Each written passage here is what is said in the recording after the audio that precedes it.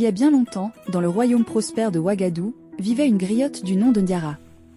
Sa voix était si mélodieuse qu'on disait qu'elle pouvait apaiser les lions et faire pleurer les étoiles. Elle connaissait toutes les épopées des grands rois, les secrets des anciens et les chants des ancêtres. Mais ce qui la rendait spéciale, c'était un chant sacré qu'elle gardait précieusement et ne révélait qu'une fois par génération. Un jour, une terrible sécheresse frappa le royaume.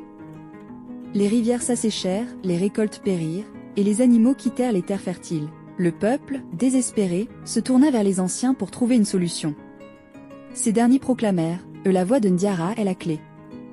Seul son chant sacré peut réveiller l'esprit du fleuve, gardien des eaux. » Mais avant de continuer, n'oubliez pas de liker cette histoire et de vous abonner pour découvrir encore plus de récits captivants. Ndiara hésita. Le chant sacré n'était pas un simple chant. On disait qu'il réveillait des forces anciennes, mais qu'il coûtait aussi une partie de l'âme de celui qui le prononçait. Pourtant, voyant les enfants affamés et les visages fatigués, elle accepta. Accompagnée d'un tambour et d'un kora, elle se rendit à l'arbre sacré, où l'esprit du fleuve était censé reposer.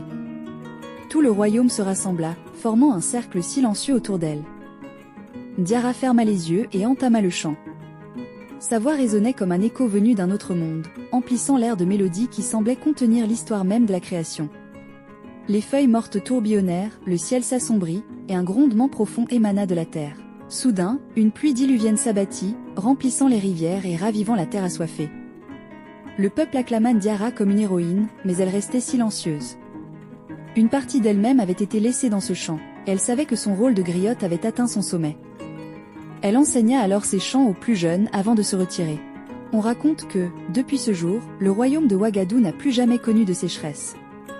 Et chaque génération se rappelle de Ndiara à travers un festival où son chant est célébré, mais jamais reproduit, car il appartient désormais aux esprits.